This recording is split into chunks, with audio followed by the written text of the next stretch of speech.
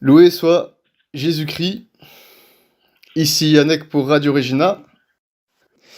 Alors là, on va retrouver voilà, nos bons amis Guillaume et Théodon, hein.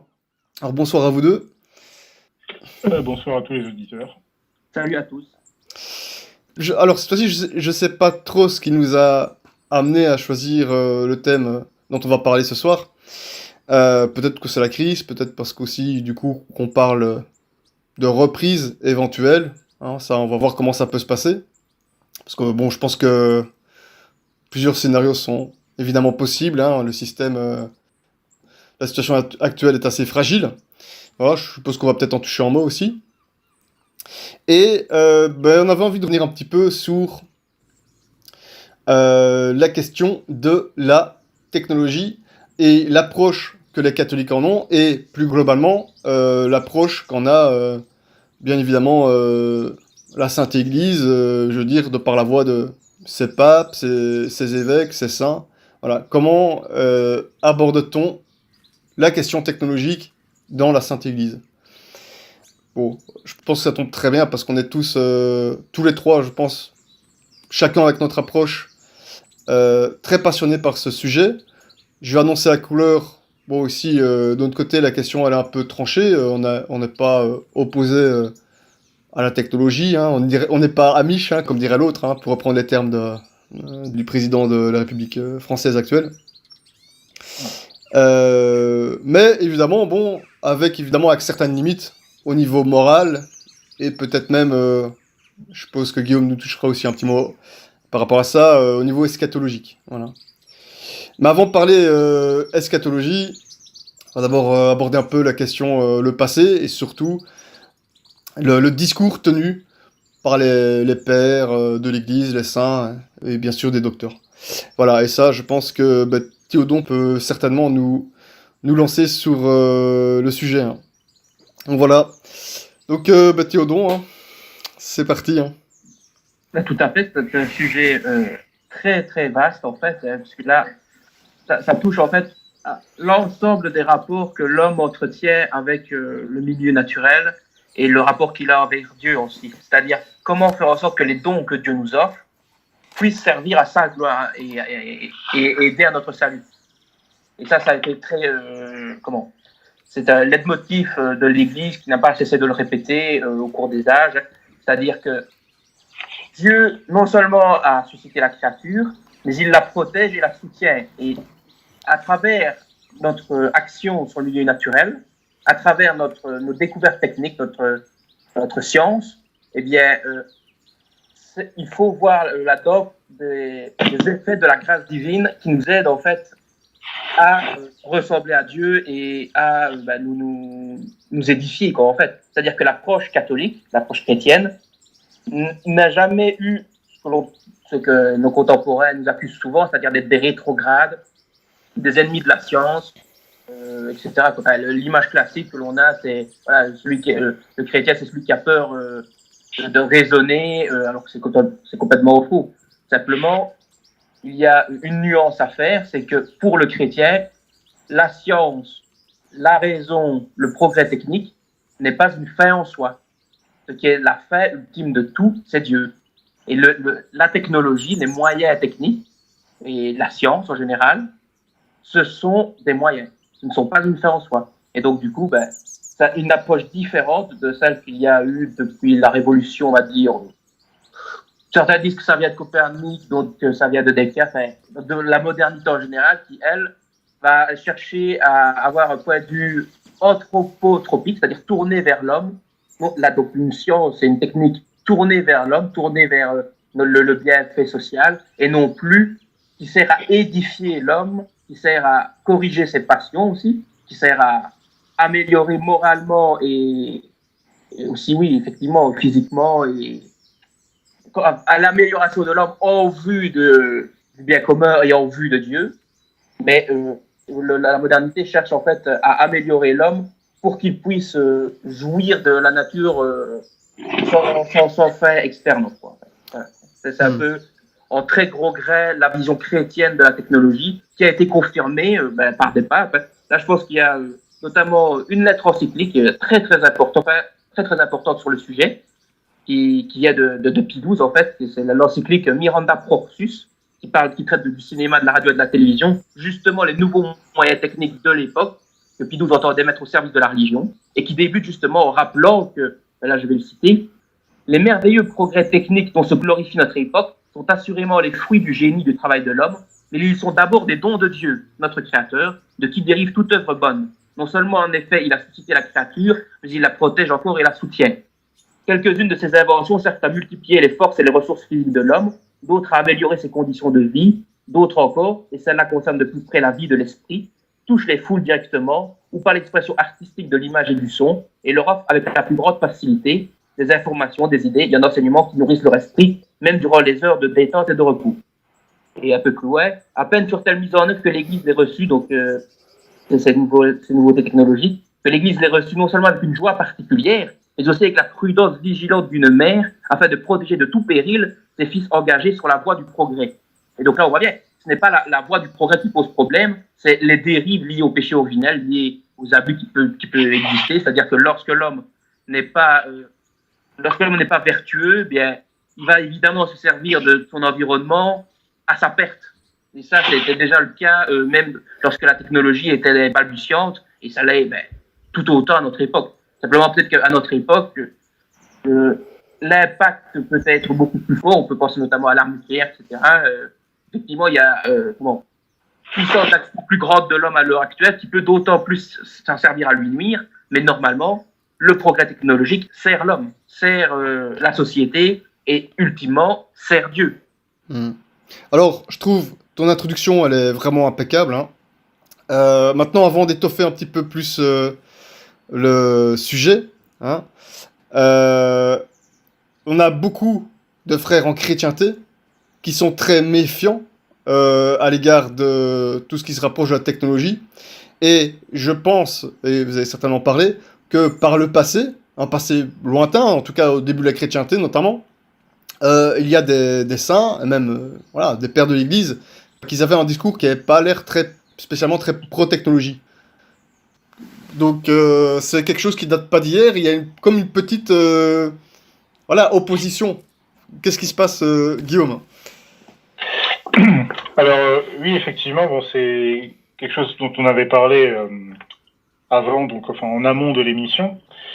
Alors, personnellement, je n'ai pas beaucoup étudié vraiment, si vous voulez, toute cette approche des pères, donc dans les temps antiques de l'Église. C'est pas forcément une période de l'histoire que j'ai beaucoup étudiée. Moi, je me suis plutôt concentré sur la réaction ou les différentes réactions, si tu veux, vraiment à partir de l'époque moderne ou plus exactement de l'époque contemporaine, c'est-à-dire finalement à partir du XVIIIe siècle et justement de la première révolution industrielle, puisque c'est là où on va voir un déploiement, en tout cas on va voir, oui, en quelque sorte le déploiement d'une technique de plus en plus sophistiquée et qui va vraiment avoir cette fois-ci, alors c'était le cas déjà avant, mais qui va vraiment avoir une incidence tout à fait phénoménale, vraiment sur le cours de la vie des hommes, qui va vraiment amener des changements économiques, sociaux, politiques et même anthropologiques.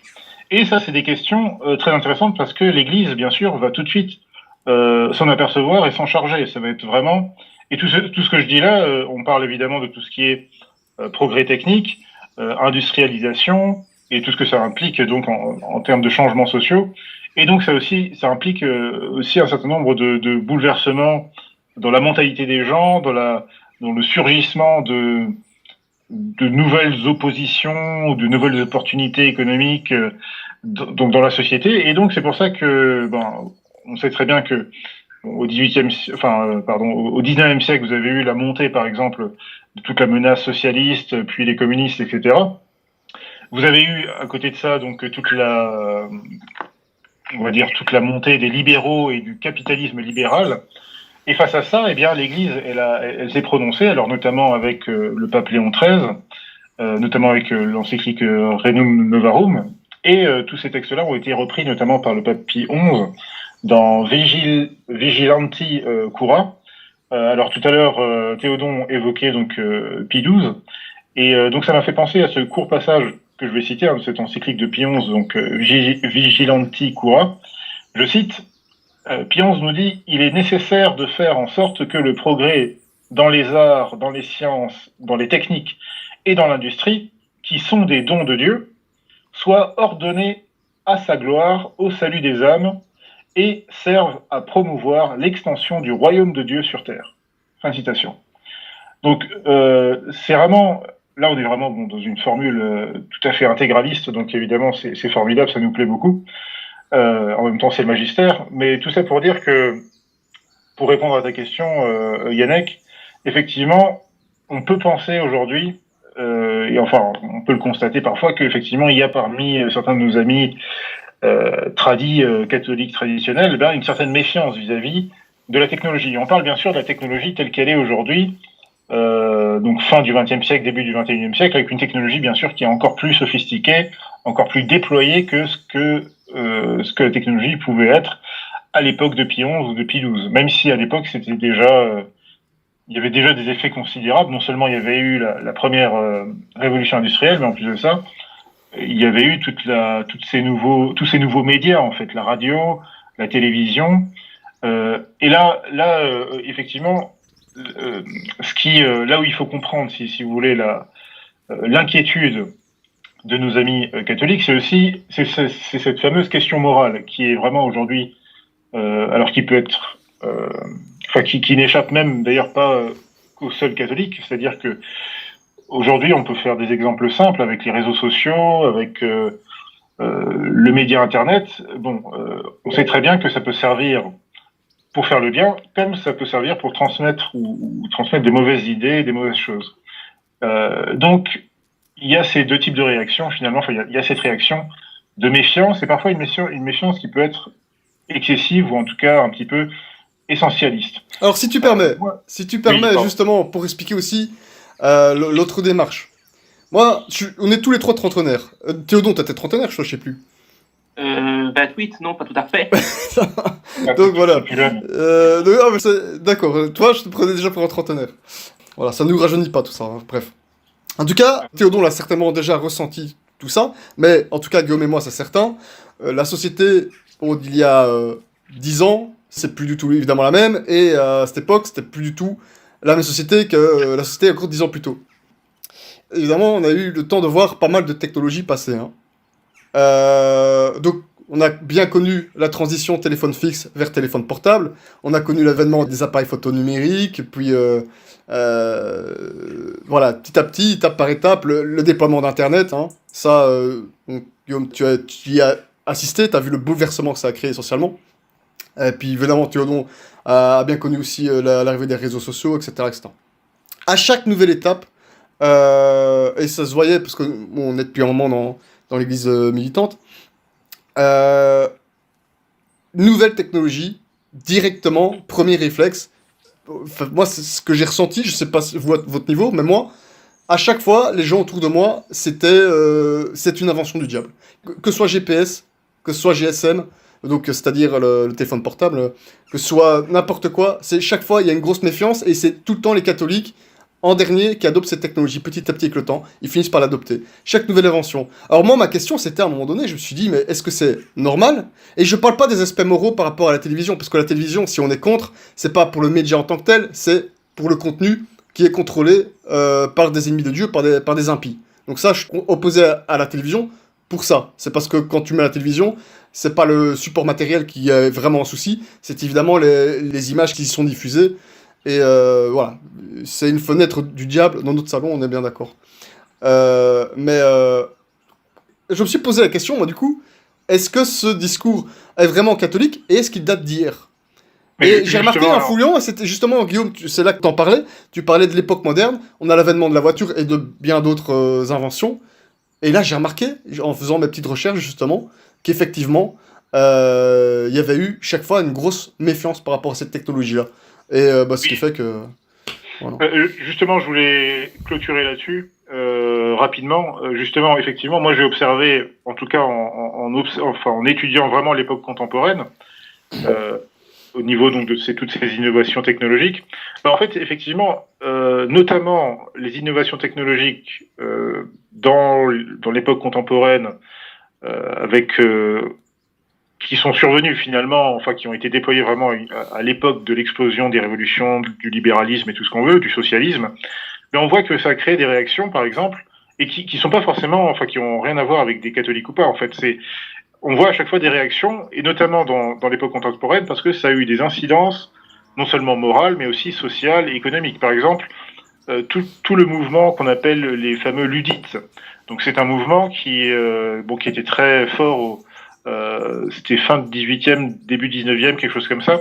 Donc c'était dans l'Angleterre des manufactures, et vous avez eu une révolution technologique avec l'arrivée de machinerie de plus en plus sophistiquée, ce qui a causé finalement une mise au chômage technique d'un grand nombre de gens qui traditionnellement donc occupaient des emplois manuels dans ces manufactures, et puis tout d'un coup voilà ils étaient remplacés. Donc ces gens-là n'étaient pas forcément anti-technologie, mais ils avaient une réaction toute simple.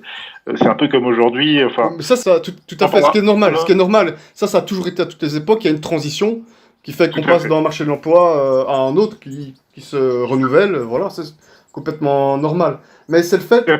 Voilà, je sais bien qu'il y a aussi beaucoup de gauchistes qui sont dans tout ce qui est décroissance, etc. Donc ça, c'est encore un débat extrêmement intéressant. Mais c'est quand même curieux aussi, notre propre communauté qui parle de la technologie comme si c'était le diable. Pour n'importe quoi, le four à micro-ondes, le 3G, puis le 4G, maintenant... je pense qu'il faut relativiser ça, parce que il y a énormément quand même, et ça aussi c'est ce qui étonne souvent les gens, mais si vous observez un peu le nombre de grands scientifiques catholiques, notamment chez les jésuites, encore une fois, et là je parle pas, on parle avant Vatican II, on est bien d'accord, qui sont responsables de grandes innovations sur le plan du progrès scientifique, de la recherche scientifique, du progrès technique. Il y a énormément de cas comme ça. Alors j'ai pas les noms ici, mais c'est un peu paradoxal, quoi, finalement. Ça a bien changé, parce que maintenant, quand on entend science, on entend athée. Le paradigme scientifique, il est monopolisé par les athées, et les catholiques sont évidemment moqués et mis à l'écart. Alors que, je vais rappeler, c'est complètement la plus grande imposture de l'histoire, c'est qu'on accuse les catholiques d'être anti-science, d'être responsables d'un soi-disant obscurantisme, c'est-à-dire le Moyen-Âge, alors que le Moyen-Âge, c'est tout sauf notre faute quand l'Empire romain s'est écroulé, parce que c'est à partir de là qu'on peut commencer tout doucement à parler de Moyen-Âge. Donc, et ce sont nos prêtres, ce sont nos moines qui ont porté la technique et la science, et qui ont bouleversé le monde, qui ont recivilisé le monde occidental, et au fil de plusieurs siècles, on a pu retrouver la plus grande époque qui est connue l'histoire jusqu'ici, une grande chrétienté, quoi. On a eu une immense civilisation chrétienne. C'était les chrétiens qui portaient la science. Ça nous a permis aussi d'avoir un coup d'avance à plein de niveaux, hein. Voilà. Je pense que c'est lié à un phénomène en fait qui est très humain, en fait, c'est de défense face à la société perverse actuelle. Et c'était également le cas pour les pères de l'Église face à la Rome païenne. Ah, c'est intéressant. C'est-à-dire que, évidemment, que lorsque l'on est... qui dit insertion dans le milieu scientifique veut dire avoir une activité intramondaine que l'on peut orienter vers Dieu, bien entendu, mais qui se fait au milieu du monde.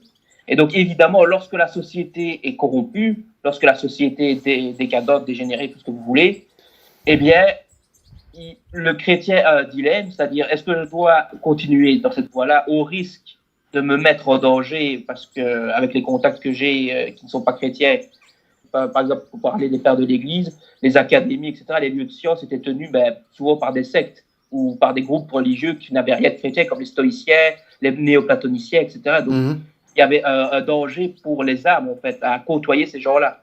Et donc, il peut y avoir une réaction de défense qui n'est pas contre la science, mais qui est contre l'imprégnation mondaine, en fait, qu'il peut y avoir dans le milieu scientifique en raison de son activité intramondaine. Maintenant, lorsque la société s'est christianisée, au Moyen-Âge, et même quasiment jusqu'à la Révolution, la Révolution industrielle, eh bien, on peut voir les chrétiens à la pointe des découvertes scientifiques, en fait, puisque là, évidemment, le problème ne se pose plus, en tout cas, ne se pose plus de la même façon. C'est-à-dire que quand on est dans une société chrétienne, quand on vit dans une chrétienté, l'activité mondaine, eh bien, on est entouré de chrétiens. Elle est orientée vers Dieu en raison de l'influence du milieu social qui est lui-même chrétien. Donc, du coup, la situation n'a rien à voir par rapport à la situation des pères de l'Église et que l'on retrouve aujourd'hui avec la déchristianisation, avec l'apostasie des masses. Mmh. Aujourd'hui, voilà, faire une carrière dans l'université, ça peut se faire. Il y a des très bons chrétiens qui réussissent à maintenir leur foi au milieu du milieu universitaire, mais il faut bien dire que c'est plus dangereux que, évidemment, qu'à l'époque du Moyen-Âge. Je pense que c'est clair et net, c'est plus dangereux pour leur âme, et donc ça peut en décourager un bon nombre. Et pour des gens un peu plus, qui ne sont pas qui sont pas portés vers l'étude et vers la nuance qui amène l'esprit scientifique, eh bien, on peut avoir une attitude de rejet systématique qui est compréhensible, mais qui ne se justifie pas vraiment, en fait. Ouais, c'est ça, oui.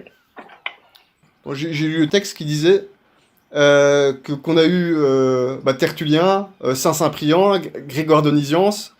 Bon, alors je sais pas si le texte exagère ou pas, mais qui aurait eu une petite opposition par rapport à la nouveauté. Même Louis Veillot se sera un petit peu déchaîné contre des grandes innovations emblématiques telles que la machine à vapeur, le chemin de fer, le télégraphe. Oui, mais là c'est deux cas un peu spéciaux parce que Tertullien, il a malheureusement mal fini. Il est fini dans l'hérésie montaniste et voilà, il y avait un peu ce problème-là que les dogmes et la compréhension chez beaucoup de personnes étaient encore assez confuses à cette époque-là. C'était à l'époque, hein. Et pour Louis Veillot, c'est l'influence du traditionnalisme de l'amener, je pense aussi, qui a dû jouer.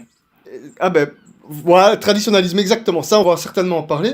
Et alors, ce qui est aussi intéressant, c'est que on a Saint-Augustin, Saint Bonaventure, Saint Thomas d'Aquin, qui, eux, étaient justement, au contraire, plutôt favorables. Voilà. Et la différence, c'est une différence aussi d'époque. Ces gens-là ont vécu dans une chrétienté. C'est vrai, ça joue aussi beaucoup. Ouais. Mais tu as parlé, Théodon, de traditionnalisme. On sait que dans des époques plus antérieures, à Jésus-Christ, la plupart des peuples, enfin des peuplades, des barbares en tout cas, vivaient dans une certaine conception cyclique du temps. Hein. Je suis pas certain que ça aide beaucoup au progrès technique. Les Grecs et les Romains ça commençait un peu à se linéariser, on va dire. Et une grosse chose qu'a changé Jésus-Christ, c'est nous apporter effectivement dans tous les esprits, généraliser universellement cette conception linéaire du temps. Hein. Jésus-Christ, roi d'histoire, c'est ça aussi. Hein. C'est un grand bouleversement de l'histoire de l'humanité, ça. La conception linéaire du temps. Et c'est-à-dire qu'on voit, pour les esprits, on a commencé à se dire, le monde a un début, le monde a une fin. Au beau milieu, c'est évidemment Jésus-Christ qui a tout bouleversé. Hein. Je pense que cet état d'esprit, ça aide un peu pour l'évolution technologique également. Paraît évident. Là, on est toujours dans une conception linéaire, sauf qu'on a éliminé Jésus-Christ. Hein, et que le temps n'a plus de début, de fin. Avant, c'est infini, après, c'est infini. C'est un peu cette idée-là aussi. Mais c'est ça qu'on est toujours dans la technologie, sauf que c'est tenu par les athées, quoi, grosso modo. Je sais pas. C'est les vertus chrétiennes devenues folles. J'attends vos commentaires. C'est les vertus chrétiennes devenues folles, c'est-à-dire que cette conception linéaire du temps qu'ont les modernes, c'est ce qu'on appelle le progressisme.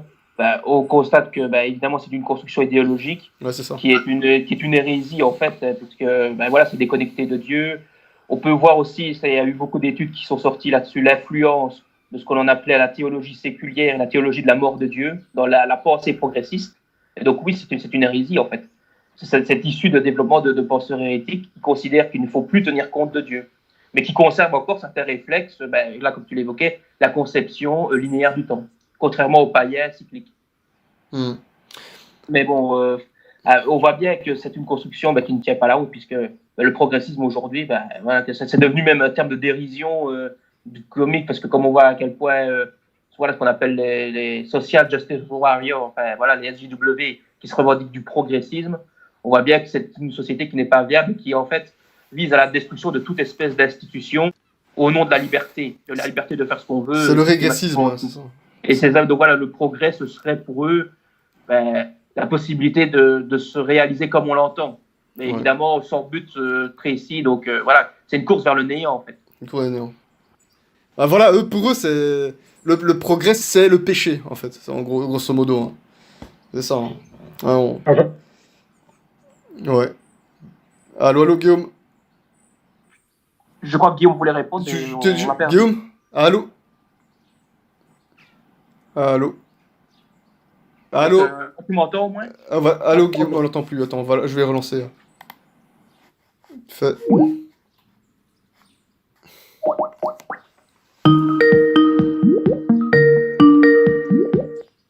Allô? Allô, allô? et, Ah là, j'entends Guillaume. J'ai entendu. ouais, Ça va? Qu'est-ce je qui se sais pas passait? ce qui s'est passé. Je sais pas ce qui s'est passé, mais ça a coupé d'un seul coup. Tu nous entendais, toi? Non, je n'entendais plus rien, je sais pas, ça a coupé. Parce qu'à un moment donné, t'as voulu parler, ça a coupé. Ok, d'accord. Ouais, donc là, on est en train de parler de la conception cyclique et linéaire du temps. Le fait que ça a beaucoup joué. On était en train de parler que maintenant, on était toujours dans une conception cyclique. Sauf qu'on était en mode progressisme. Hein. Je sais pas si t'as entendu conception ça. linéaire. Linéaire, pardon, ouais, linéaire. Ouais.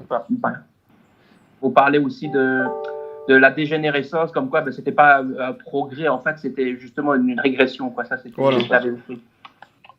Enfin, à mon avis, il n'y a pas de notion plus pervertie plus usurpée justement que la notion de progrès, puisque finalement, et d'ailleurs on le voit très bien dans le magistère, notamment par les papes dont on a parlé, Léon XIII, Pie XI, Pie XII, qui revendiquent justement le vrai sens du progrès, ce progrès y compris, hein, parce que là on parle de technologie, donc on parle de progrès technique par exemple, et donc ce progrès technique doit être justement ordonné à une fin qui est donc le bien de la société, le salut des hommes et finalement la gloire de Dieu.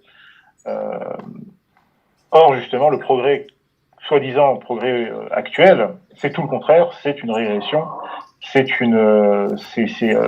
la barbarie en fait. Et c'est très paradoxal puisqu'effectivement on est dans une société qui se drape, et on le voit en ce moment, de scientisme, la science est devenue quasiment la nouvelle religion, hein, si on y réfléchit bien. Donc on est parti dans l'excès contraire, et finalement, eh bien, on s'aperçoit que loin de porter la civilisation, de porter le vrai progrès, eh bien, on ne fait que régresser, en tout cas dans cette société-là. Au niveau de la morale, ouais. Voilà, cette société non chrétienne. Quoi. Ouais. Moi, ça fait mal au cœur. Comment est-ce qu'on peut être scientifique et développer son appréciation sur la nature, comprendre un petit peu mieux le système de fonctionnement des astres, enfin tout ce qu'on veut, et être athée.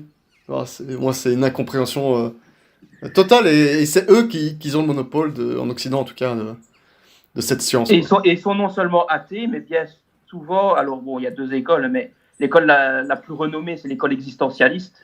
Et là, c'est encore bien pire, puisque là, ils nient carrément la réalité des essences. Ou en tout cas, ils disent que c'est inatteignable. Enfin voilà, il n'y a pas de nature humaine pour eux. L'existence précède l'essence. C'est ce qu'il enseignait. Et donc, forcément, c'est la destruction de l'idée même de science, puisque là, la science n'est juste qu'une collection de phénomènes. C'est juste, tiens, il se passe ça, et voilà. Et ça appauvrit réellement la science. Et là, voilà, on pourrait faire une émission là-dessus, c'est toute la problématique du thomisme, en fait. C'est-à-dire que ce n'est que par une philosophie réaliste que l'on peut atteindre une connaissance réellement scientifique de la nature. Et actuellement, ce que l'on fait, ce que les progressistes font, ce n'est pas une connaissance scientifique, c'est une connaissance idéologique. C'est-à-dire, soit ce sera matiné d'existentialisme, c'est-à-dire la négation des essences, soit ce sera matérialiste. Ça, c'est plutôt l'école marxiste qui est un peu en déclin actuellement. Et donc là, les concepts seraient le produit de la matière, et là aussi on tombe dans des absurdités, genre les idées de l'homme viennent de son alimentation, ça a été évoqué par certains marxistes, des absurdités comme ça, quoi. Ultra matérialiste.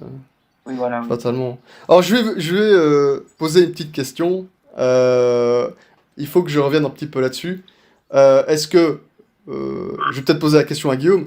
Est-ce que le fait d'avoir un petit peu déserté cette bataille technologique, d'avoir toujours un train de retard, on va dire, c'est le cas de le dire d'ailleurs, est-ce que de ce fait, ça n'a pas joué en défaveur justement des chrétiens dans les combats contre contre les ennemis de Dieu, notamment la République libérale. Je vois où tu veux en venir et je pense que d'une certaine manière, c'est comme ce que tu disais tout à l'heure par rapport à pas mal de nos frères et sœurs catholiques qui sont un peu réactionnaires, parfois de façon excessive vis-à-vis de la technologie, parfois à bon endroit, enfin à bonne. Oui, de à toute bonne façon, raison. ça de toute façon, c'est jamais malveillant, hein, je veux dire. Ouais.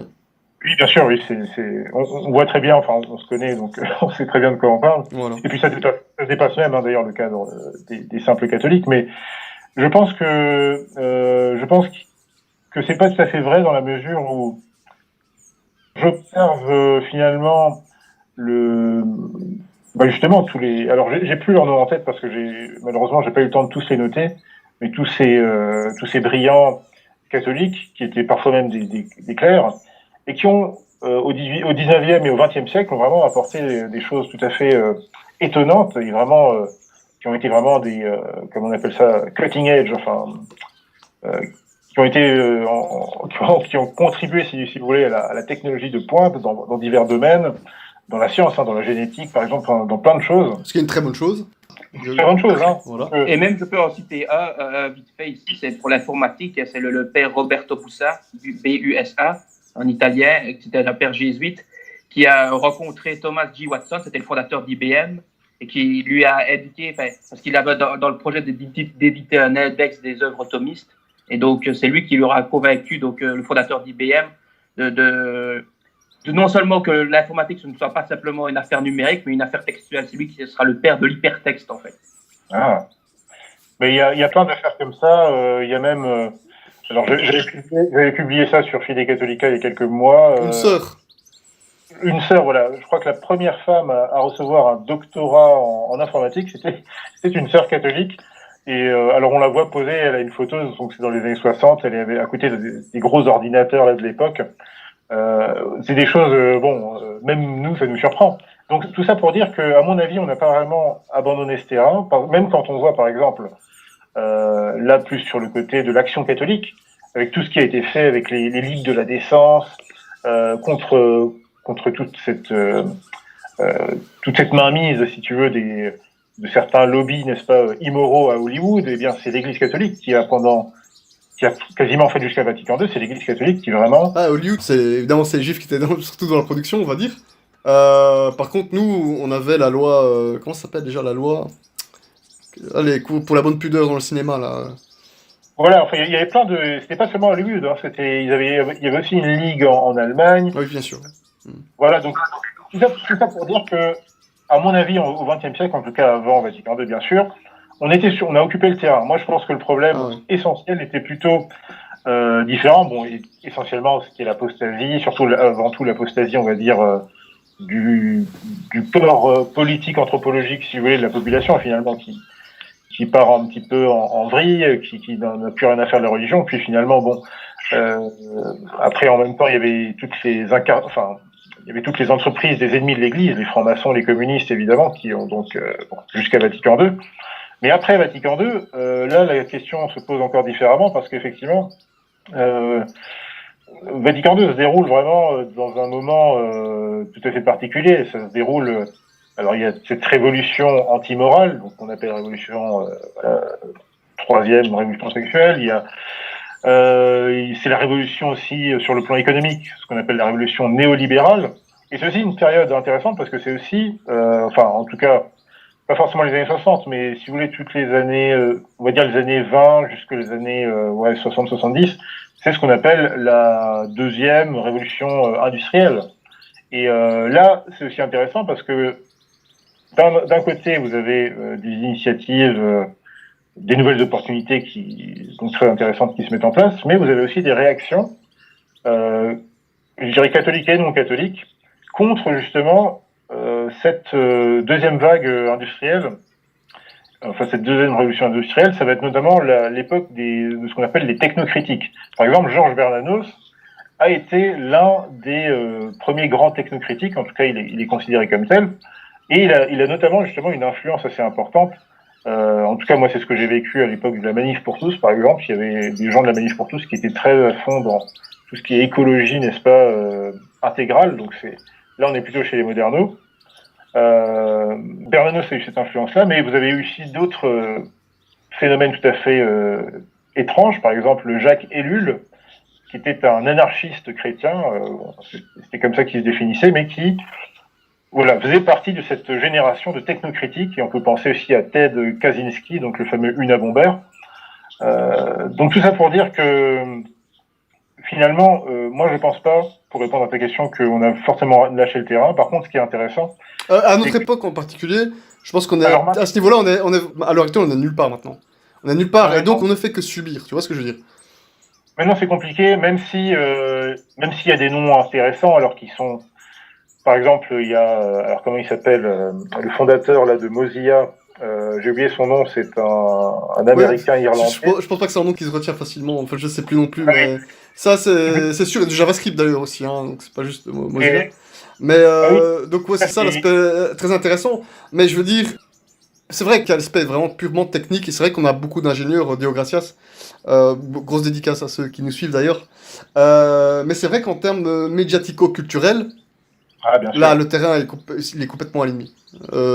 Et on ne fait que subir la propagande anti-chrétienne ne fait que monter en flèche, et ça rend les choses d'autant plus difficiles, quoi.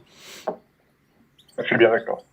C'est des terrains qu'il faut occuper, c'est des terrains qu'il faut absolument occuper d'une façon ou d'une autre. Bon, voilà. Ça, il faut aussi du budget, il faut aussi la volonté.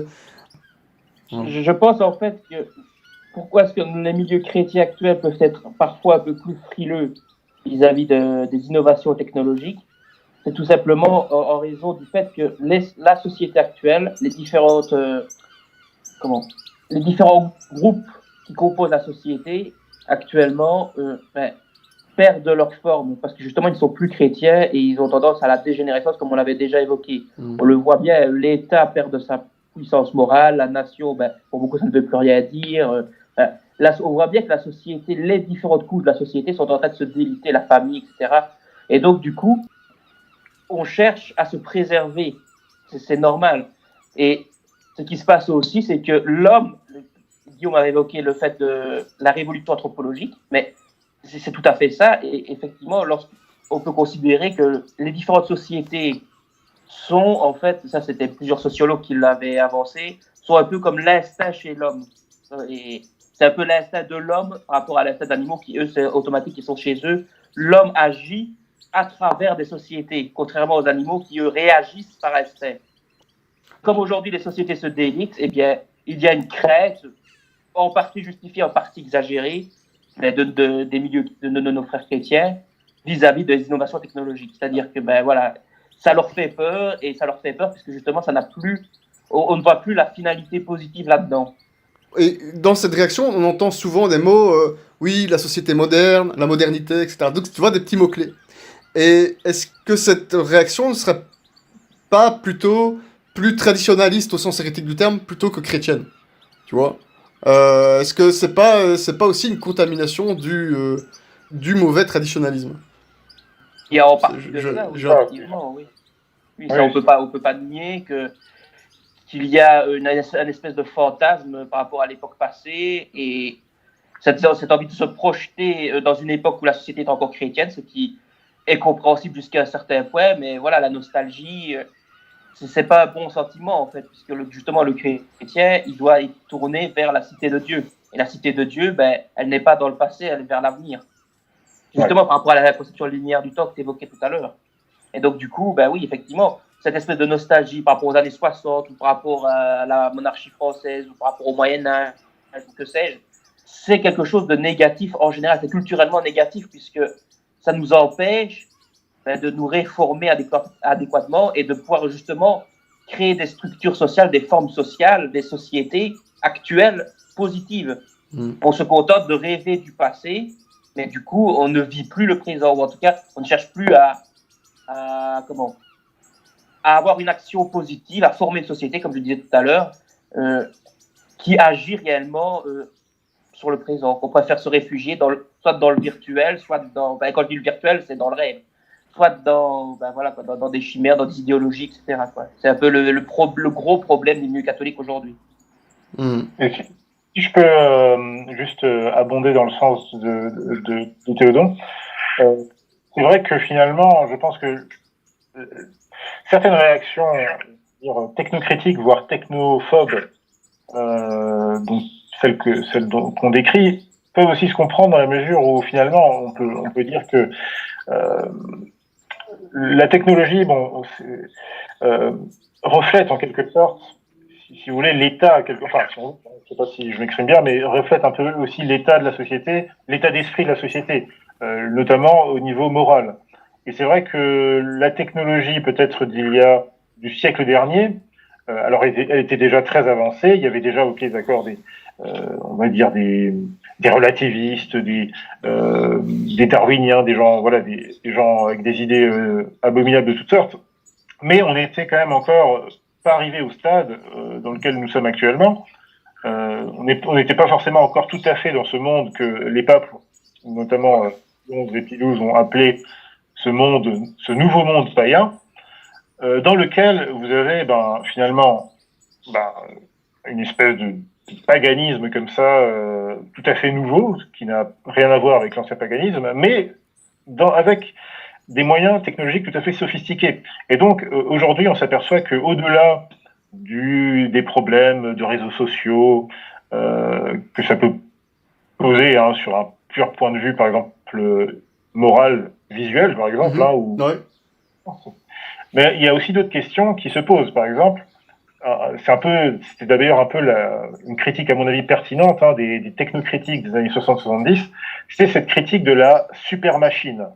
Ces gens voyaient déjà à l'époque, parce que j'évoquais tout à l'heure Ted Kaczynski, donc qui était un espèce de fou furieux, c'était un terroriste américain, mais c'était en même temps quelqu'un qui avait un PhD, enfin c'était un espèce de surdoué des mathématiques.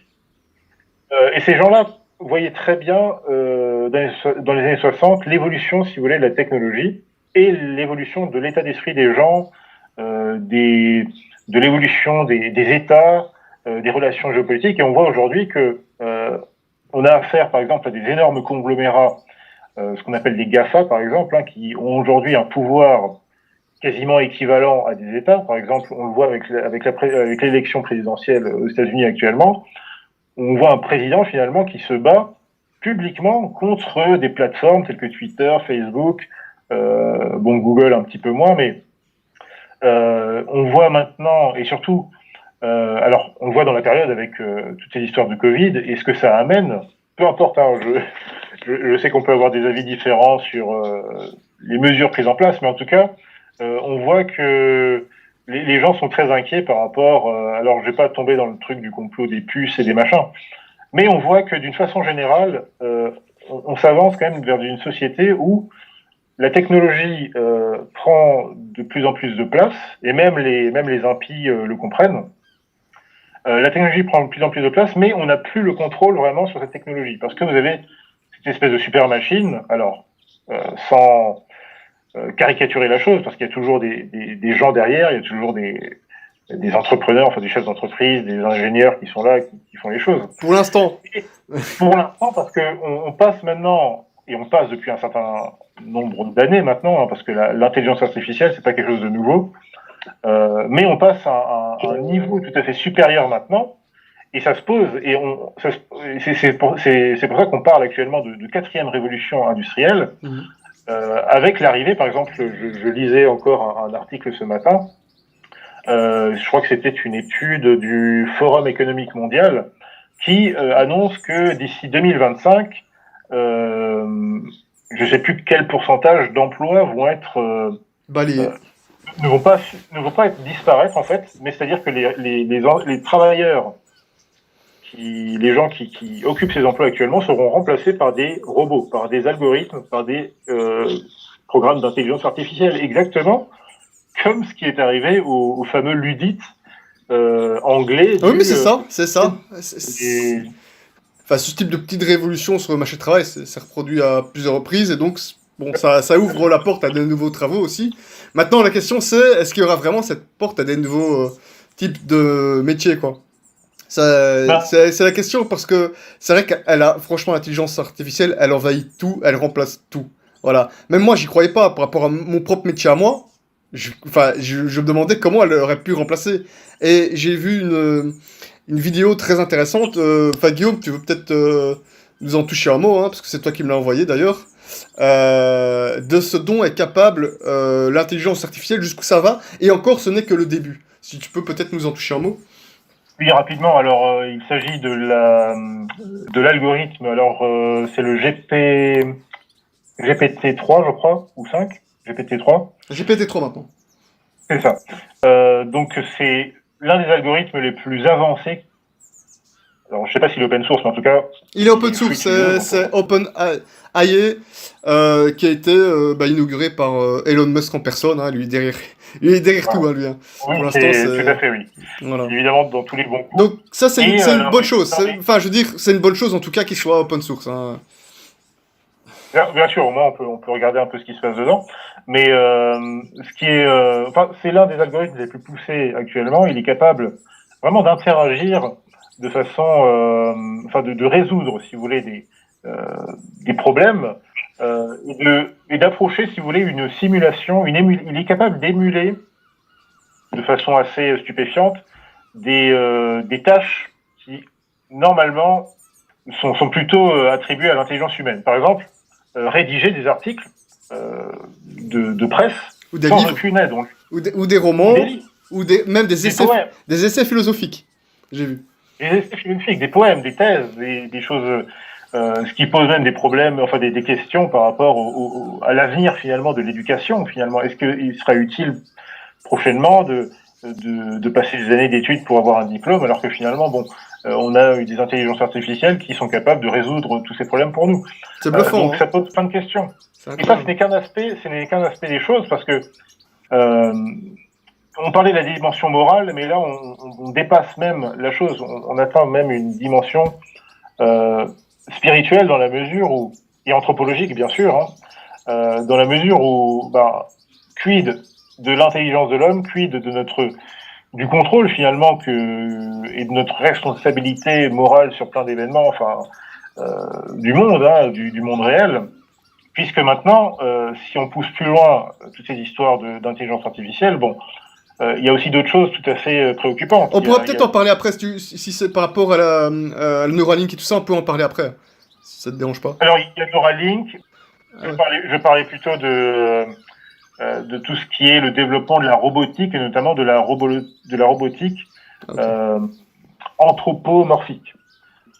Parce que l'intelligence artificielle est liée à ça, et avec la possibilité de, très bientôt, et c'est déjà le cas avec le fameux robot Sophia, qui a obtenu la citoyenneté saoudienne, c'est assez bizarre, mais ce fameux robot, donc, qui est pourvu d'une intelligence artificielle, qui est capable d'émuler, pour l'instant de façon assez sommaire, des sentiments, des réactions humaines, mais au train où va, si vous voulez, l'innovation, et au train où va l'immoralité, ou le manque, si vous voulez, de conscience, finalement, la perte de conscience, j'imagine tout à fait que d'ici 10-15 ans, 20 ans peut-être, on est effectivement des androïdes quasiment opérationnels.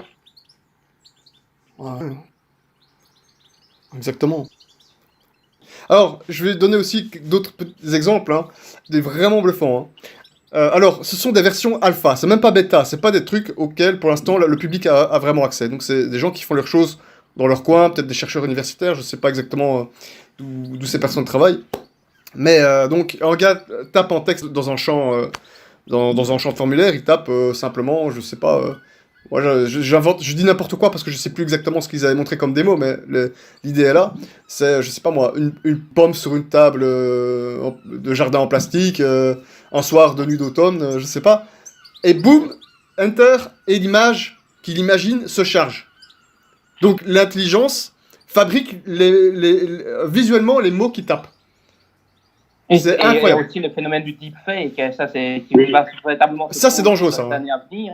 C'est-à-dire que maintenant, comme on vit dans une époque, justement comme je l'évoquais tout à l'heure, où les formes sociales sont en décadence, où les sociétés, etc., les gens ont quand même conscience de vivre dans une période de décadence, et donc il y a un manque de confiance au sein de la société qui est évident et qui est logique, puisque c'est l'influence du péché qui redouble de plus en plus.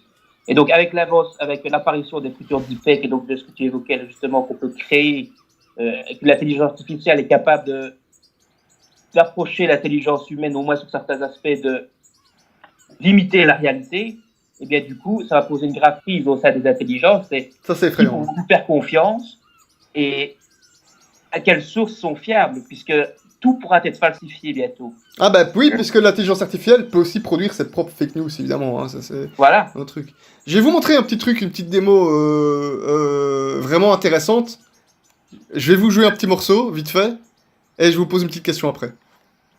Attendez, petite seconde. J'espère qu'on va bien entendre. J'espère que ça a marché. Ça charge.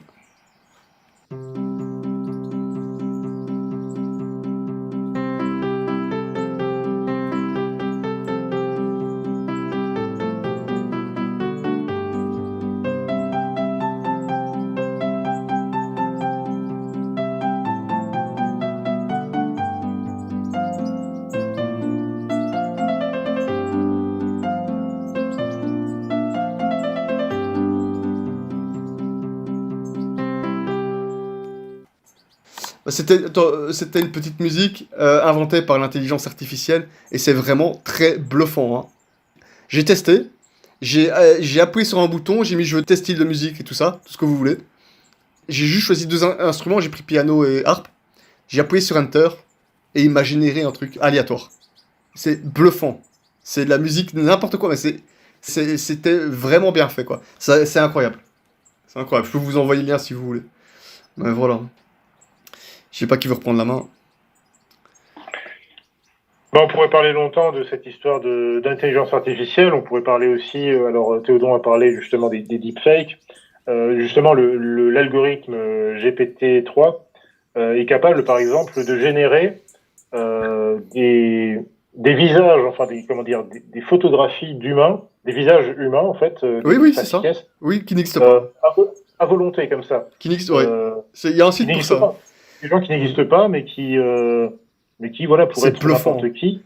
Ouais. Voilà, et donc avec ça, on peut créer des identités, créer des histoires alternatives, des choses qui sont fausses en fait, qui sont. Enfin, c'est vraiment, et là, ce sont vraiment, si vous voulez, ça va être un peu les capacités les plus spectaculaires, on va dire, de ce genre d'algorithme, mais il faut bien comprendre qu'ils sont appliqués, qu'ils sont utilisés dans un très grand nombre de domaines dans l'économie, en finance notamment. Ah, c'est de plus en plus, oui. En ingénierie, même en politique d'ailleurs. Hein, j'imagine très bien que pour faire des forecasts, des prévisions, par exemple, ne serait-ce que sur, je sais pas, sur des données macroéconomiques, eh bien, on utilise de plus en plus des algorithmes qui vont vous sortir ceci et cela. Moi, ce qui me pose question par rapport à ça, c'est que j'ai l'impression que si on reste sur une dimension, comme tu disais au début, un peu eschatologique, j'ai l'impression qu'on arrive comme à une limite. Une limite. Qu'on dépasse une frontière qui serait peut-être plus immorale que morale, c'est ça que tu veux dire? Ah, bien sûr, c'est ça en fait. Sans parler même de la question de la technologie, mais on arrive effectivement à une frontière très douteuse. J'ai l'impression qu'on revient finalement presque à la tour de Babel, dans la mesure où on arrive dans une espèce de période antéchristique où l'homme arrive à un tel point de suffisance et d'arrogance, eh bien qu'il est en train de créer une espèce de créature qui, à mon avis, peut potentiellement vraiment très mal tourner d'ici quelques années, parce que ça va très vite. Hein. Imaginez un peu le progrès qu'on a fait, entre guillemets, technologique oui, moral non, en ne serait-ce qu'en 10-15 ans, hein, je veux dire, tu parlais du passage là quand on était gamin, enfin moi quand j'étais gamin j'avais un Macintosh LC2, je jouais aux Lemmings, c'était très sommaire, et maintenant voilà, vous avez des consoles absolument incroyables, enfin des jeux, vous êtes plongé vraiment dans une réalité virtuelle bluffante. Voilà, ça va très très vite et malheureusement il n'y a pas de frein moral. C'est une course effrénée, ouais. Et politique finalement, parce que je pense que la question politique est aussi importante là-dedans. Je pose la question, bon là évidemment on est tous d'accord là-dessus, c'est comme ça dans le catholicisme, c'est le Shabbat, on va dire, a été inventé pour l'homme, mais l'homme n'a pas été inventé pour le Shabbat. Et pareil, la machine est censée servir l'homme, mais c'est pas l'homme qui est censé servir la machine. Et c'est vrai que, voilà, par rapport à l'intelligence artificielle, c'est clair que ça a l'air de poser peut-être plus de problèmes que ça en résout, mais d'un autre côté, alors je sais pas qui va pouvoir me répondre à cette question, mais est-ce que l'homme, dans sa nature, n'est pas voué, d'une certaine façon, à toujours aller plus loin, à toujours essayer de repousser les limites techniques, à toujours de plus en plus maîtriser la nature, mais jusqu'à on ne sait trop quoi. Est-ce que cette course est freinée vers ce progrès technique qui déplaît à certains mais intéresse beaucoup de monde? Est-ce que c'est pas ne fait pas partie intégrante de la nature humaine? Tu vois? Ah, mais tout à fait, oui. Je pense que là, ça ne peut pas vraiment faire de doute. On peut pas reculer, tu vois? On peut pas reculer. L'homme reçoit des talents, il doit faire fructifier ses talents. Donc, à partir de ce moment-là, oui, l'homme cherche toujours à s'améliorer. Même, on le voit même d'un point de vue spirituel. Qu'est-ce que c'est que le saint? C'est l'homme qui, avec l'aide de Dieu, bien évidemment, sous l'influence, la motion de la grâce divine, s'améliore, se purifie et devient supérieur. Et le but du chrétien est de devenir saint, de se rapprocher de Dieu. Et ça, c'est inscrit dans le plan divin pour l'homme. Donc, à partir de ce moment-là, l'homme est poussé au-delà de lui-même, systématiquement, en fait. Mais le problème, c'est que lorsqu'on vit dans une société apostate ou hérétique, mécréante, tout ce que vous voulez, eh bien, ce progrès vers Dieu, vers la finalité ultime de l'existence, eh bien, il n'est plus compris.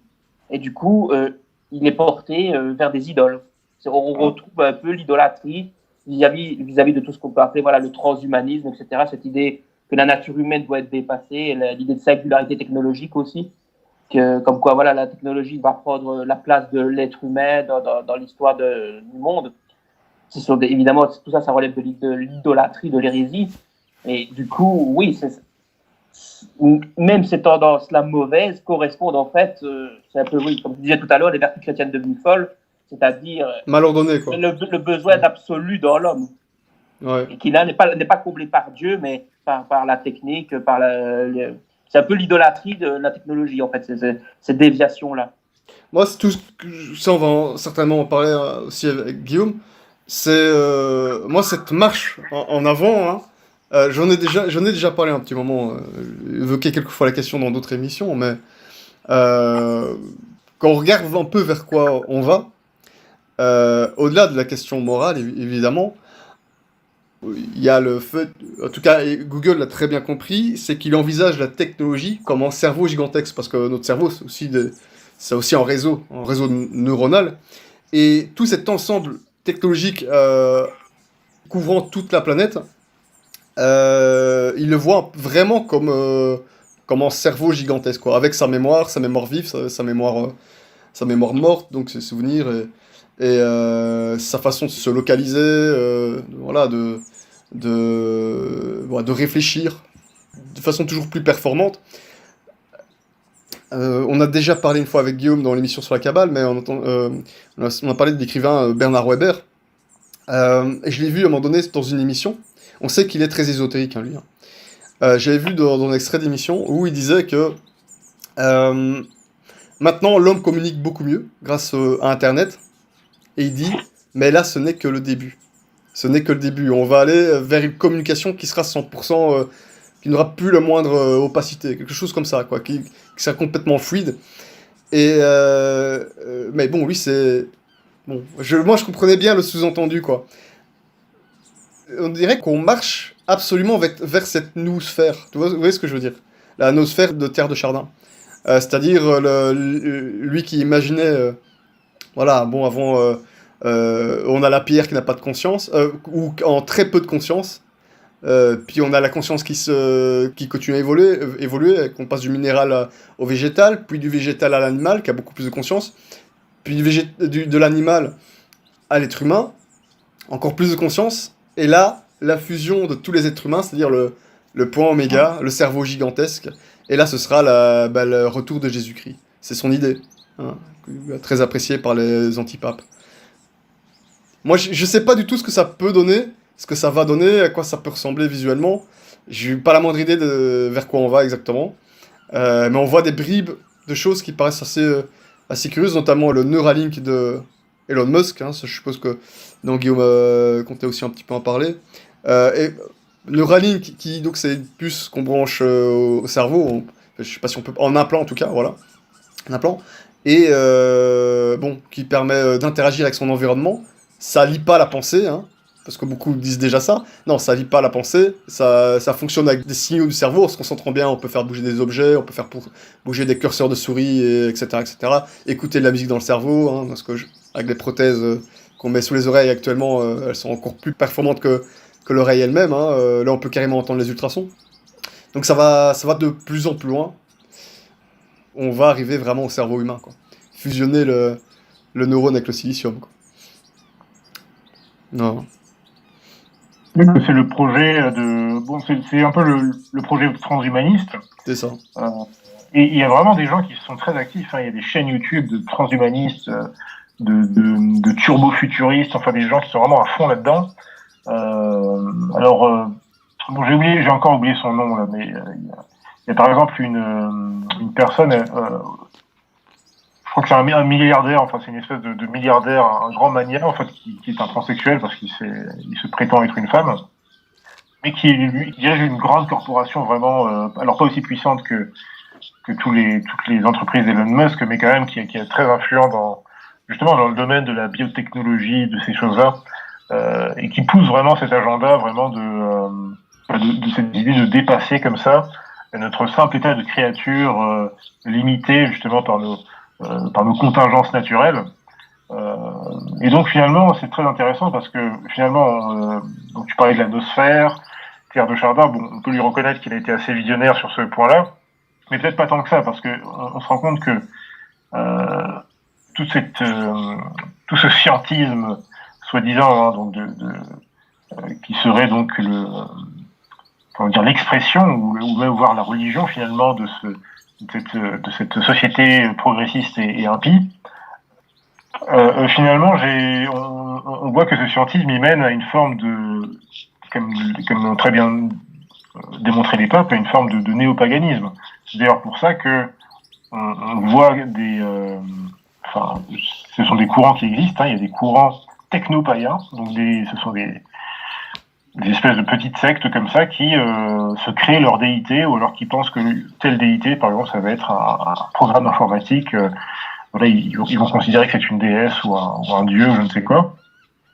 Alors, c'est des beaux dégénérés, je veux même pas voir leur tête. Hein. Alors, bon, c'est vraiment des gens particuliers, mais bon, ils sont un peu dans la démonstration. Voilà, ça fait un peu vraiment. Voilà, ça fait vraiment un peu caricatural, quoi. Mais finalement, ils expriment quelque chose de plus qui les dépasse un peu. Et quand on lit vraiment des grands, des théoriciens vraiment de toute cette espèce d'idéologie comme ça, futuriste, transhumaniste,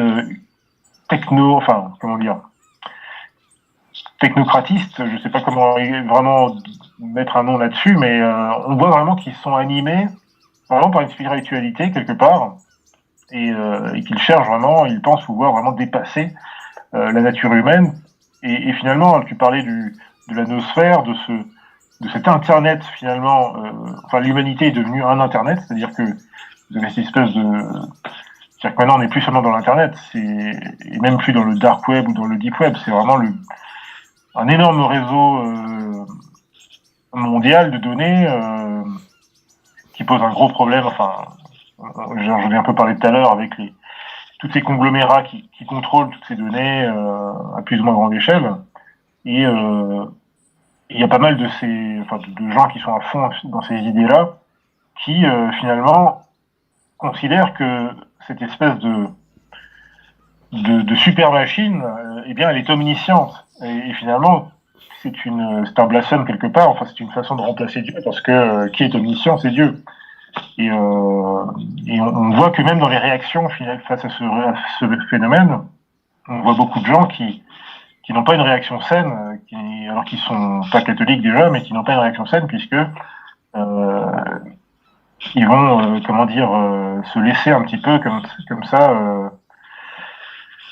voilà, se laisser happer par tous ces phénomènes qui sont effectivement terrifiants et qui, encore une fois, ne sont pas forcément la faute de la technologie, parce que la technologie, c'est pas le problème, ce n'est qu'un moyen, mais le gros problème, c'est vraiment l'état moral de la société, quoi, finalement. Dans une société chrétienne, j'aurais pas peur, finalement, d'avoir des intelligences artificielles, bon, on saurait quoi en faire.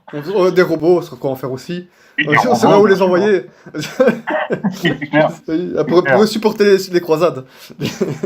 Voilà, bah oui, on ferait des... Ah, ce serait sympa si on ferait On ferait des robots géants.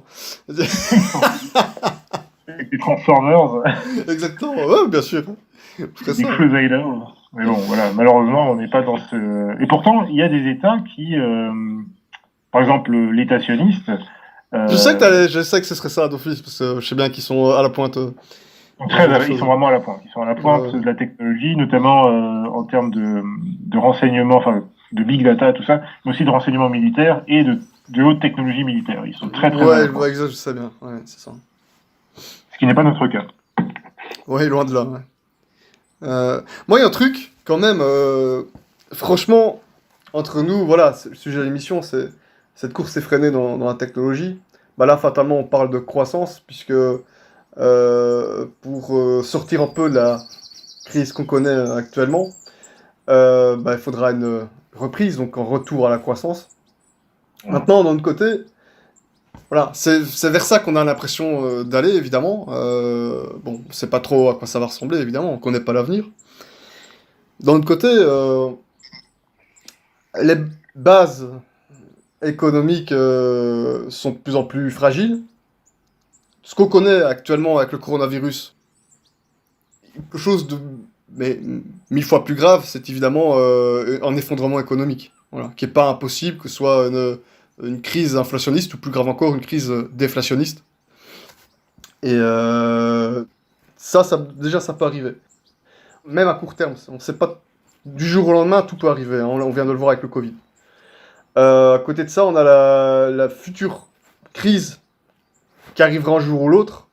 On ne sait pas trop comment on va contourner le problème. À l'heure actuelle, ça risque d'être difficile. La crise des hydrocarbures.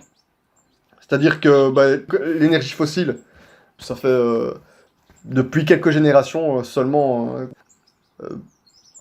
qu'on l'utilise voilà, toujours plus. Sur la planète, on est combien? On est 7 milliards, c'est ça? Au moins, oui.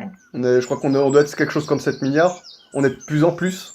C'est-à-dire que peut-être pas en Europe, bon, le taux de démographie n'est pas terrible, mais dans le reste du monde, en particulier dans les pays du Sud et les pays en voie de développement, bon, eux, ils ont une assez bonne démographie, hein, à partir du plus jeune âge d'ailleurs.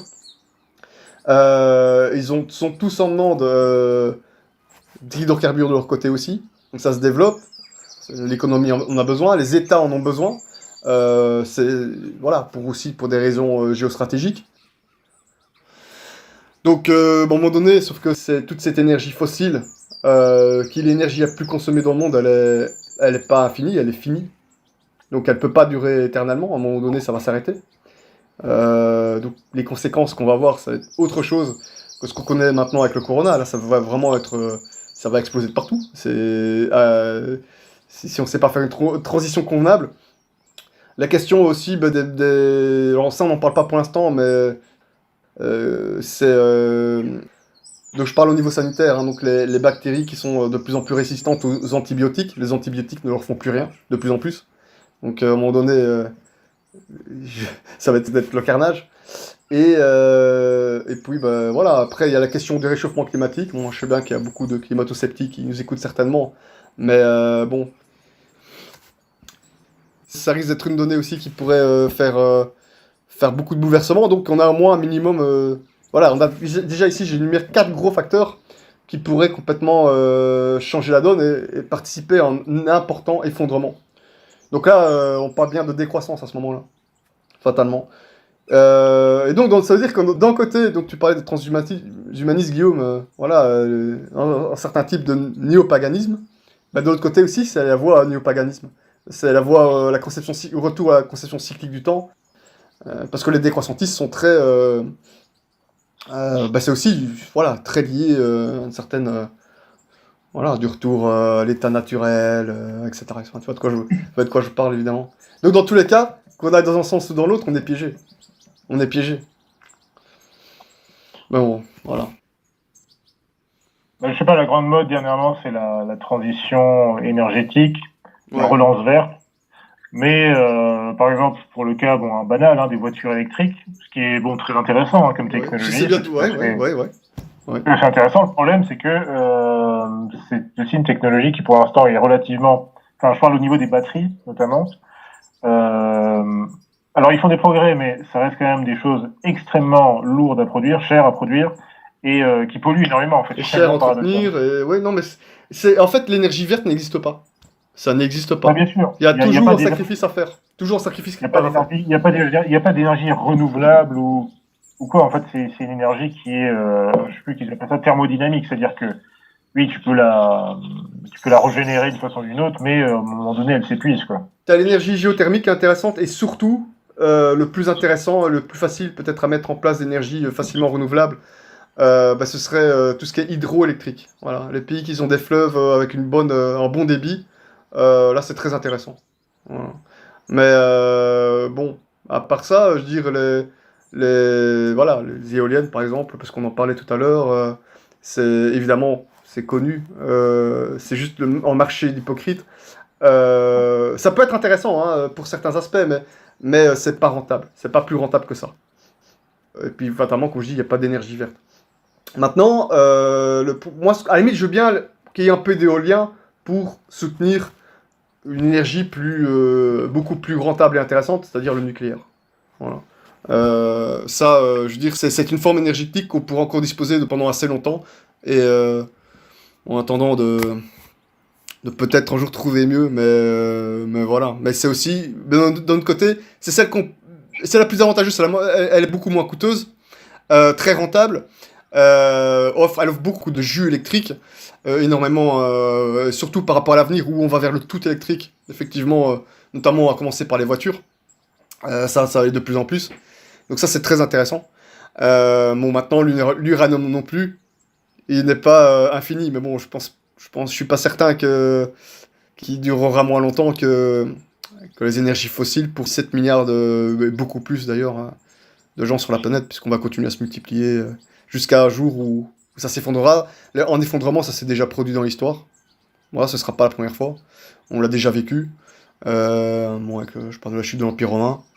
Mais Ça là, peut ce très sera bien justement commencer. bien pire, en Ah ouais, fait, ce sera pire. Ah oui, c'est vrai. Ouais, ouais. parce que il y a eu la révolution anthropologique depuis l'effondrement des différentes formes, des différentes couches de la société, qui fait qu'actuellement, je pense que si demain l'État devait s'effondrer et qu'il ne devait plus y avoir de société, ce serait quelque chose d'abominable, tout simplement. Parce que, en fait, il n'y a plus aucune discipline naturelle chez la plupart de nos contemporains. Si ça arrive doucement, ça risque déjà de faire mal, mais si ça arrive très brusquement, ça risque d'exploser de partout et je serais pas étonné. On va peut-être prendre pour un fou quand je vais dire par rapport à ce que je vais dire. Cet être humain très civilisé qu'on croise tous les jours dans la rue, demain, ce sera peut-être le premier à faire du cannibalisme. Hein. S'il n'y a plus rien à manger nulle part, chacun pour soi. Hein. Tu vois ce que je veux dire? Là, on est vraiment dans des lendemains complètement incertains. Incertains sur tous les aspects. À mon avis, on verra encore pas mal de choses d'ici notre mort. Voilà, que Dieu vous donne à tous une longue vie et avec le paradis à la clé, hein, bien entendu. Et de bons fruits sur cette terre, par sa grâce, évidemment. Mais ouais. Dans tous les cas, c'est le paganisme qui nous est réservé, sauf si on réussit à se réimposer, quoi. Mais là, à la chute de l'Empire romain, par exemple, là, c'était les chrétiens qui avaient tenu la science et les techniques et qu'ils avaient tout recivilisé. Cette fois-ci, on n'est plus là. C'est ça le problème. C'est vrai. Je sais pas, excuse-moi, Guillaume, je t'ai peut-être interrompu. Non, peut-être que Théodon voulait embrayer ou dire quelque chose. Je suis évidemment d'accord avec ce que vient de dire Yannick, c'est-à-dire que actuellement, les êtres humains sont tellement décivilisés, au sens de contraire à la civilisation chrétienne, que si demain on lâche la bride de l'État, parce que l'État c'est aussi un moyen c'est une forme institutionnelle qui permet à l'individu d'acquérir une certaine forme de discipline. Si on relâche l'État, si donc tout s'effondre, eh bien, ça va être bien pire que lors de la chute de l'Empire romain.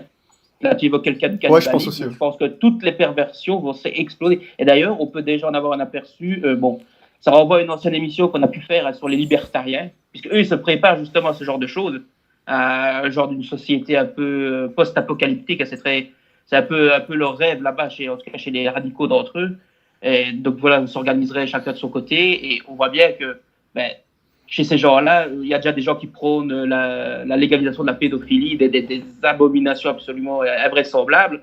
Et on peut se douter que si ça devait arriver, ces pratiques-là seraient banalisées. On serait bien pire à la fois que dans le paganisme d'avant le christianisme, et même pire que le protestantisme du XVIe siècle. Là, c'est la loi du plus fort. C'est la loi du plus fort. Toujours concernant le libertarianisme, c'est qu'en fait, le dilemme qu'il y a actuellement, c'est est-ce qu'on accepte la société actuelle telle qu'elle est? Et ça, c'est le projet un peu de François Zéro et des grands médias en général, qui disent, voilà, on ne peut se sauver que tous ensemble. Ça, c'était un extrait de sa dernière pseudo-encyclique. Enfin, je ne sais plus si c'était un discours de sa pseudo-encyclique, il avait sorti ça. On ne peut avoir le salut que tous ensemble.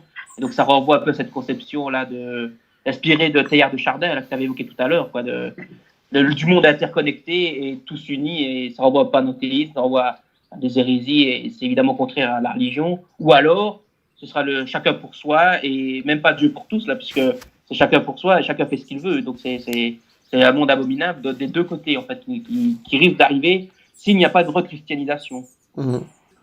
Ouais, complètement.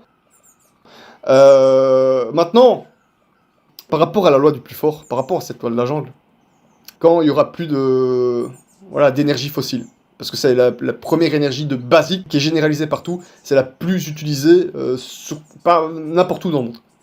Il n'y aura plus assez d'électricité, parce que fatalement il y aura moins d'électricité. Donc tout ce monde machinique fonctionnera un petit peu moins bien. Fatalement, d'un autre côté, les États, qui seront peut-être en manque de ressources énergétiques au niveau d'hydrocarbures, ils devront trouver des énergies de substitution. Si ça s'effondre, si ça vient à la loi du plus fort, je suis désolé, à un moment donné, il y a des choses qu'on imaginait à peine plus possibles, qui se sont déjà produites dans l'histoire, qui vont recommencer. Et je parle notamment de l'esclavage. On parle du cannibalisme, mais je parle aussi de l'esclavage. Je pense que si un État n'est pas assez fort, ça va pas être difficile de recoloniser et de relancer de l'esclavage. Il se sentira peut-être la nécessité de le faire pour avoir assez de souveraineté et de puissance par rapport aux États voisins qui pourraient aussi le menacer. Donc c'est tout ça pour commencer très aisément, d'où la nécessité de retrouver une civilisation catholique. Mais ça ne peut être que le carnage en tous les cas. Ouais. Alors, messieurs, pour revenir peut-être à une actualité un peu plus sympathique, actuelle, plus sympathique mais plus réelle, je veux dire, ou plus proche de nous, ne faudrait-il pas, alors je pose la question un peu naïvement, mais ne faudrait-il pas penser justement, j'imagine que nous sommes tous ici des catholiques intégralistes, n'est-ce pas? Donc, je ne sais pas, intégraliste, je sais pas trop ce que c'est. En tout cas, moi je suis intégriste.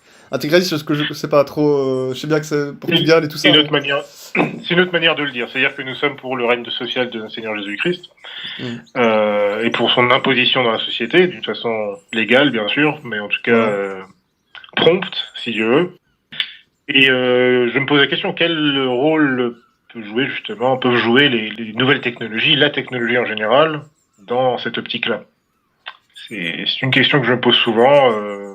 Je ne sais pas ce que vous en pensez, parce que c'est peut-être une question plus immédiate, puisque quelque part, aujourd'hui, on est un peu dans une société où c'est pas la technologie, bien sûr, en tant que telle, c'est pas l'essence de ce qu'est la technologie qui pose problème, on l'a dit, mais c'est vraiment ce qu'en font les hommes, les sociétés, notamment dans l'état actuel de la société, et on voit bien que et on s'en rend compte, et ça j'ai vu vraiment le changement en quelques années, peut-être en 10-15 ans, le changement ne serait-ce que de de la façon dont on influence les masses et dont les masses sont influencées. Par exemple, on voit que, enfin, je m'aperçois, hein, je veux dire, il y a toujours eu des phénomènes plein de moyens d'influencer les masses, de les manipuler à bon ou mauvais escient, mais on s'aperçoit que avec vraiment la démocratisation, je dirais, des technologies, on va dire, immédiates, hein, du genre Internet,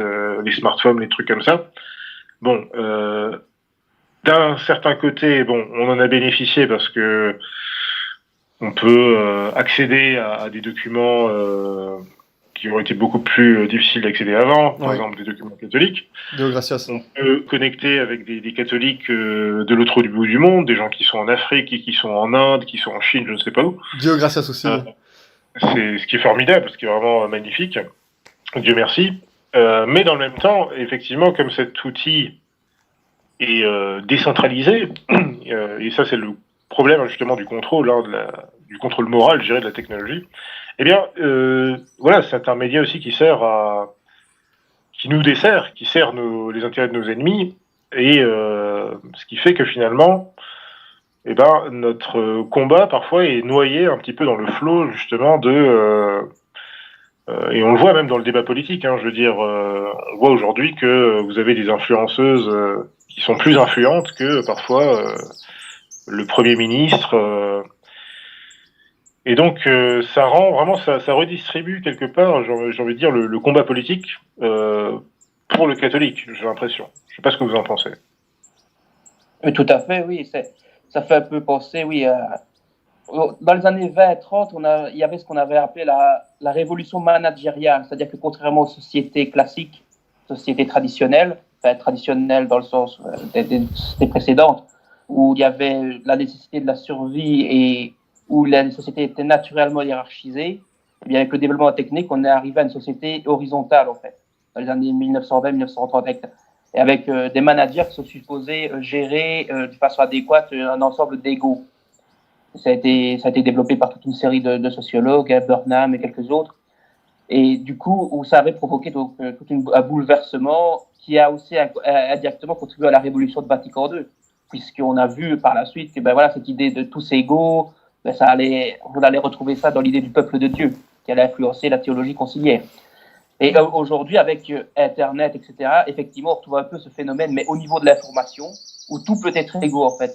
N'importe qui peut prendre la parole et peut avoir du crédit aux yeux des gens.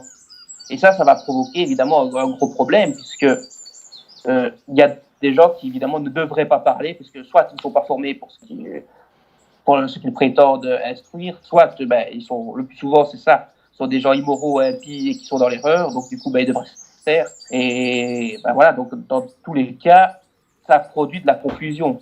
Maintenant, ce qu'il faudrait en tant que catholique, je pense, ce serait de se communautariser beaucoup plus, d'avoir des sites internet catholiques, d'avoir des réseaux catholiques. On pourrait retrouver une certaine hiérarchisation. Ah ouais. Et une hiérarchisation légitime, contrairement au melting pot de YouTube et de tous les réseaux sociaux, quoi. Alors, moi, je vais aller un petit peu plus loin. Hein. Je pense que dans l'état actuel des choses, ce qui serait sympa, c'est d'avoir nos propres... c'est de ne plus freiner les jeunes qui veulent s'intéresser à l'informatique et surtout en particulier la programmation, voilà, ou les artistes qui veulent s'investir dans les nouvelles technologies. On pourrait aussi devenir un hub du développement technologique, justement, mais c'est bien fait, dans un bon esprit, justement, de développer de la haute technologie, mais pour faire des bonnes choses, et notamment pour conquérir le monde. Bah écoute, Guillaume, tu vois, bêtement, je pense, voilà, tu vois, les banques traditionnelles, bon, c'est en train de s'effriter, un jour, ce sera peut-être terminé, hein, ouais, ça aussi. Bon, bah maintenant, on a les banques, de nouvelles formes de banquisation, hein, je sais pas quel terme utiliser, mais c'est peut-être un petit peu dommage qu'on ne soit pas trop présent aussi sur ce terrain-là, un terrain qui t'intéresse d'ailleurs. Bon, si je pouvais recommencer un peu ma vie, peut-être que je commencerais à m'orienter aussi là-dedans, mais... C'est là aussi, on en a pas trop parlé, mais c'est aussi un autre aspect, justement, de cette nouvelle, enfin, de cette révolution technologique, et c'est aussi une raison pour laquelle les gens se méfient, ou à juste titre ou à mauvais titre, mais c'est que on est arrivé dans une numérisation justement des échanges monétaires de plus en plus, mais aussi des flux bancaires, des flux financiers, etc., etc. Entre nous, on s'en plaint pas. Hein. Mais, alors, il y a des bons aspects à ça. Il y a des bons aspects à ça, voilà. Il y a des bons aspects que nous, on ne néglige pas personnellement, évidemment. Mais bon, totalement après. Il y a des côtés très pratiques. Après, c'est vrai qu'il y a d'autres problèmes. Alors, les gens s'inquiètent justement du traçage. C'est vrai qu'on voit que de plus en plus, en tout cas les grandes institutions financières mondiales cherchent à vraiment pousser pour la fin justement de la monnaie papier, ce qui est un problème, ce qui est un vrai problème, je veux dire, à plein des aspects, je veux dire même, alors je vais pas en faire une liberté fondamentale ou je sais pas quoi, mais ça pose quand même un certain nombre de problèmes, parce que quoi qu'on en dise, le cash, c'est ce qu'il y a de plus intraçable. C'est beaucoup plus intraçable que du Bitcoin, par exemple. Mais voilà, c'est une question, bon, on va pas forcément aborder maintenant, mais qui est intéressante, et on le voit en tout cas dans le domaine bancaire, par exemple. C'est vrai que bon, les grandes institutions bancaires, celles qui sont partenaires privilégiés des banques centrales, bon, voilà, elles restent massives, etc., etc. Mais c'est vrai que et systémiques. Voilà, elles sont systémiques. Mais c'est vrai que maintenant, on voit depuis, on le voit depuis, si on regarde les cours de toutes ces grandes banques systémiques depuis 10 ans, leurs performances sont très mauvaises, alors que si vous regardez les néobanques comme N26, Revolut et compagnie, voilà, c'est tout le contraire. Et ne parlons pas de la crise du Corona, hein, parce que là, ça va très dangereux, l'ambiance est très dangereuse pour elle, cette temps-ci. Oui, c'est vrai. Bon, surtout certaines d'entre elles, par exemple, si vous regardez la Société Générale, en tout cas, oui, en France, oui.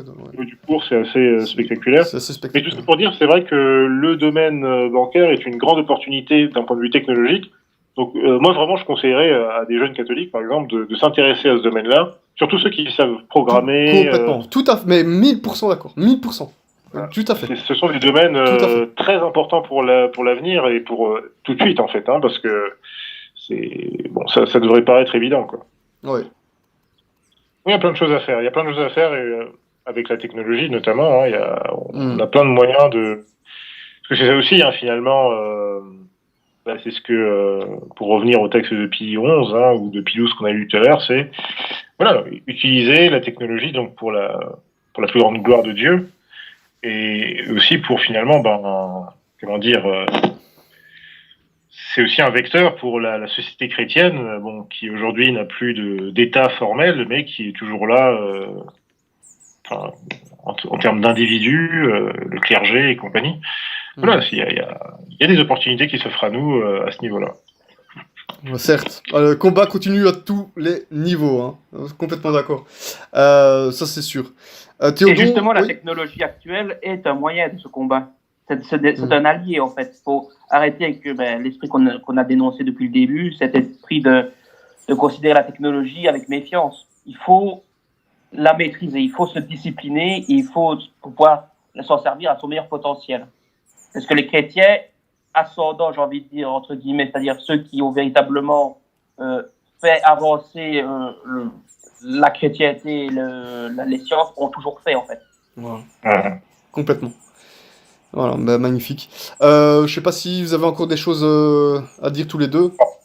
Moi, c'est tout. Moi, je pense qu'on a fait le tour de mon côté aussi. De même, oui. Bon, voilà. Franchement, merci beaucoup, les amis. Écoutez, passez une excellente soirée. Et enfin voilà, impeccable. Allez, une autre prière. À très bientôt. Une autre prière. Salut. Une autre prière.